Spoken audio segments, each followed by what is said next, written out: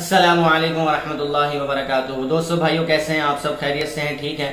उम्मीद करता हूं कि आप सब खैरियत ही से होंगे और अपनी ज़िंदगी के हर मामले में अल्लाह के हुक्म नबी के तरीके के मुताबिक अपनी ज़िंदगी गुजारने की भरपूर कोशिश कर रहे होंगे। दोस्तों, हमारा जो मसाइल पर मबनी वीडियोस का सिलसिला चल रहा है, उसमें आज हम फिर से एक नई वीडियो के साथ आपके सामने हाजिर हैं। और आज का जो हमारा टॉपिक है या मौजू है, वो यकीनन आप थंबनेल पर पढ़ चुके होंगे, तो इसलिए बिला ताक़ीद बिला वक्त ज़ाया किए हम अपने मौजू की तरफ जाएंगे। और जाने से पहले आप लोगों से फिर से वही दरख्वास्त करेंगे कि अगर आप चैनल पर नए हैं तो चैनल को सब्सक्राइब कर लें और बेल आइकन को ज़रूर प्रेस कर लें, ताकि हर नई वीडियो का नोटिफिकेशन आपको बर वक्त मौसूल हो सके। और वीडियो अच्छी लगे तो उसको लाइक भी कर दें, शेयर भी कर दें और कमेंट्स बॉक्स के अंदर अपनी राय का इजहार भी ज़रूर फरमा दें। तो चलते हैं हम अपने मौजू की तरफ। कुर्बानी कितने दिनों तक कर सकते हैं?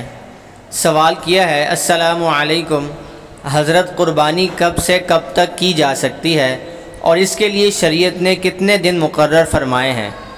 जवाब में मुफ्ती साहब ने लिखा है, ज़िलहज की 10वीं तारीख़ से लेकर 12वीं तारीख़ की शाम आफताब गुरूब होने से पहले तक कुर्बानी का वक्त है। इन दिनों में जब चाहे कुर्बानी कर सकता है, लेकिन इनमें से पहला दिन सबसे अफजल है।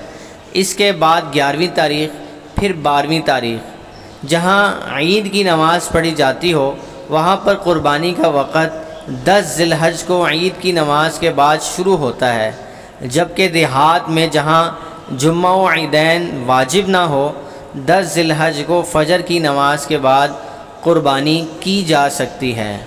तो अल्लाह पाक से दुआ है कि अल्लाह पाक हम सब को दीन सीख कर उस पर अमल करने की और उसको आगे पहुँचाने की तौफ़ीक अता फ़रमाए। अस्सलामु अलैकुम वरहमतुल्लाहि वबरकातुहू।